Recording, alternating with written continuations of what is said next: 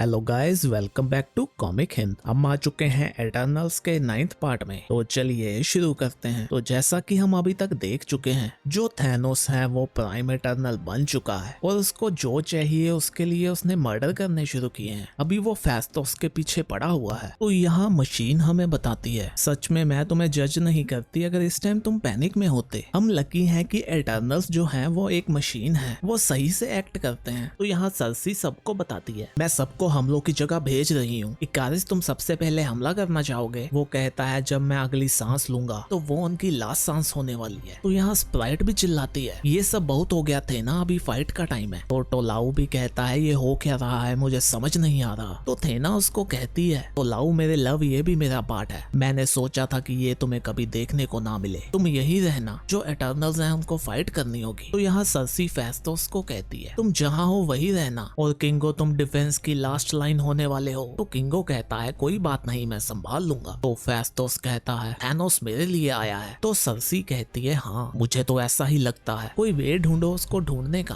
तो यहाँ मशीन हमें बताती है एक परफेक्ट मशीन जा रही है अपने घर को बचाने के लिए, बट अभी एक दिक्कत है, थैनोस ने ओशेनिक वॉच को डिप्लॉय किया है और वो भी बिल्कुल परफेक्ट है। तो यहाँ हमें लेमोरिया में हमले का सीन दिखाया जाता है। यहाँ थैनोस चिल्लाते हुए कहता है ये याद रखना, अगर हमने फेस्टोस को खत्म किया तो उसका मशीन में दोबारा से जन्म हो जाएगा, इसीलिए जेंटल होने की नीड नहीं है। मुझे आसमान अभी भी ठीक लग रहा है, क्या तुमने सुना नहीं जो मैंने कहा? मैंने कहा है बिल्कुल भी जेंटल नहीं होना। तो यहाँ मशीन हमें बताती है जो लेमोरिया के डिफेंस है उन्हें तबाह किया गया, एटर्नल्स को ढूंढने वाली मिसाइलें छोड़ी गई। ऐसा नहीं कह सकते कि वो किसी काम की नहीं थी, बट उनके धमाके थे। थैंकफुली उनके पास एक बहुत ही शक्तिशाली वेपन था जो कि एक एरो था, बट फिर भी ओशेनिक वॉच वाले बहुत ही ज्यादा थे, उनके वेपन भी बहुत ही खतरनाक हैं। बट हमारे हीरोज के पास भी एक एडवांटेज है, वो अपने टारगेट को आसानी से ढूंढ सकते हैं, बट उनके दुश्मनों को पूरी सिटी में ढूंढना पड़ेगा।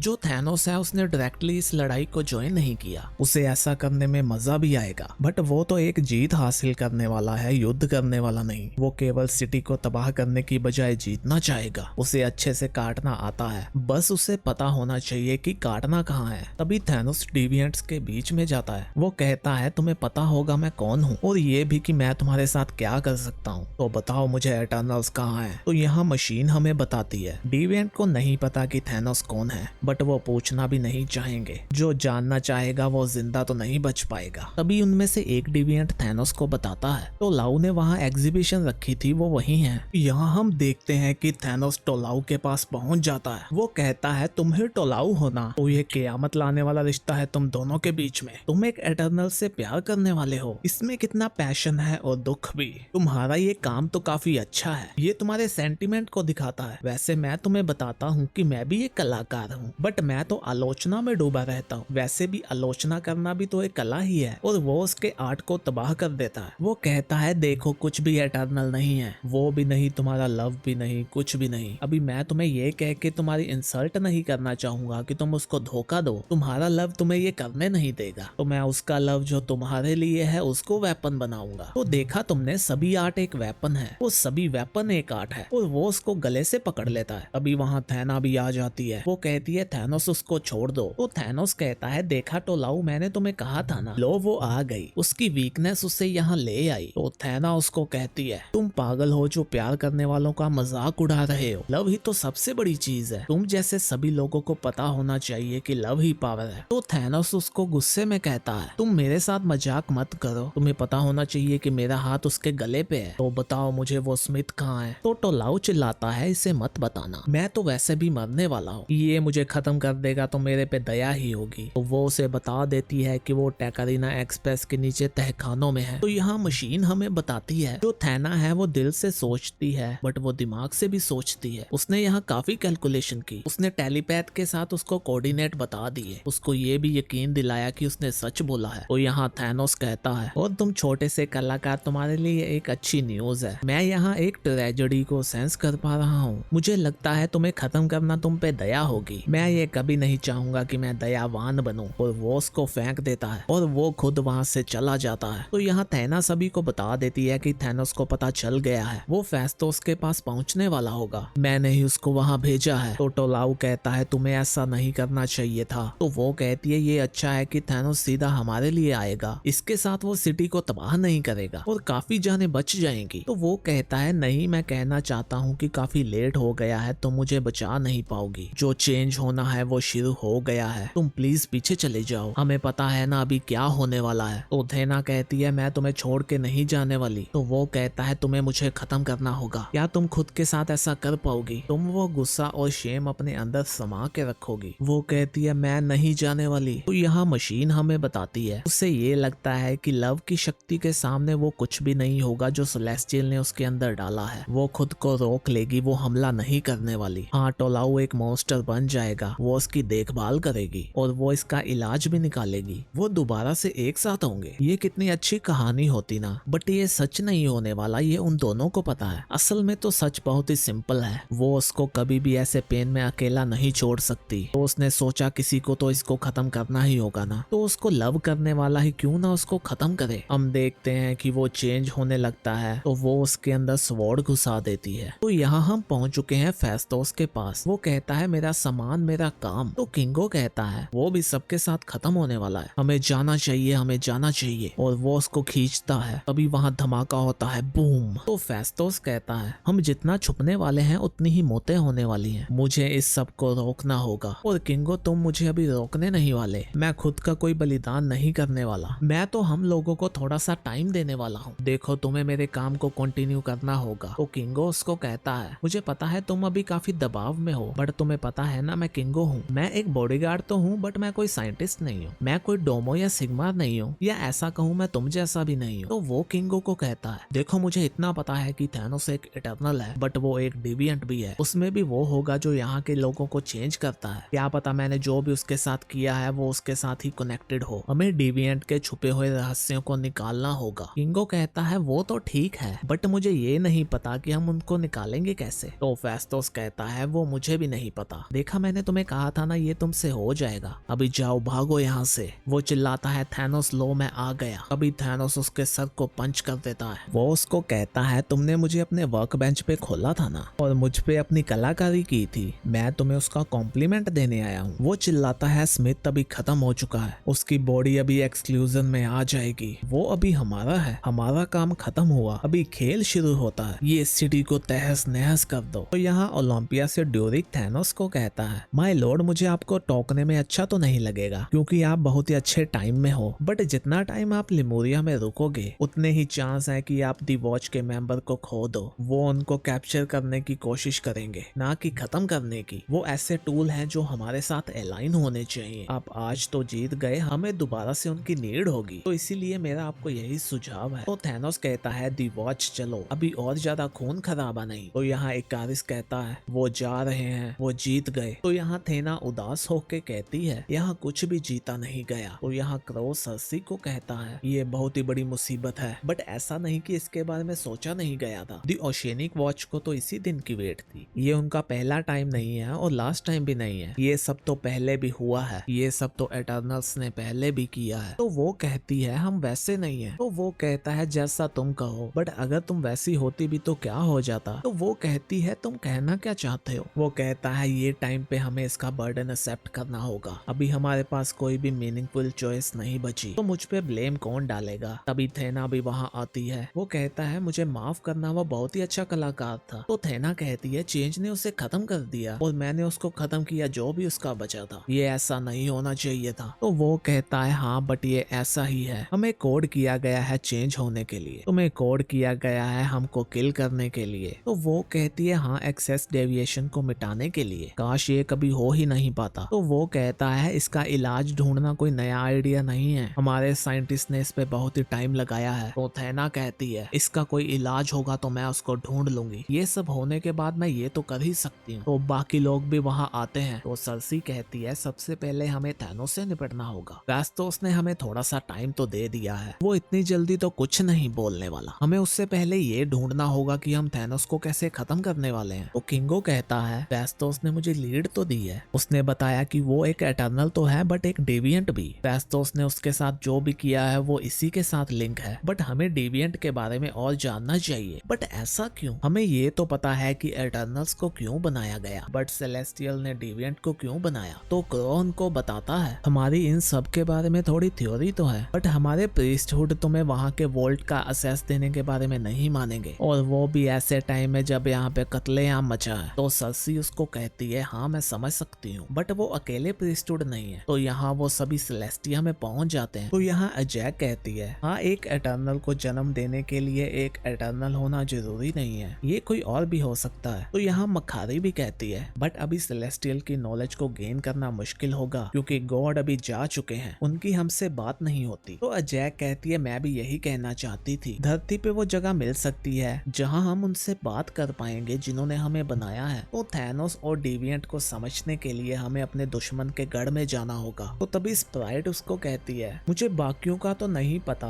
बट मुझे तुम्हारी बात की समझ नहीं लगी, क्या हमें लिमूरिया के किसी तहखाने में जाना होगा? तो अजय कहती है नहीं वो तो आसान है, वो दुश्मन तो ऐसे जीव हैं जो हमारी गॉड की लाश के बीच में रहते हैं, वो लोग तो बिल्कुल भी माफी के लायक नहीं है, हमें उन अवेंज करने वालों के डोमेन में जाना होगा। तो यहाँ हम देखते हैं कि वो अवेंजर्स और अवेंजर माउंटेन की बात कर रही होती है। तो गाइस इसी के साथ हमारा ये पार्ट खत्म होता है, हम भी मिलते हैं नेक्स्ट वीडियो में, तब तक के लिए बाय बाय।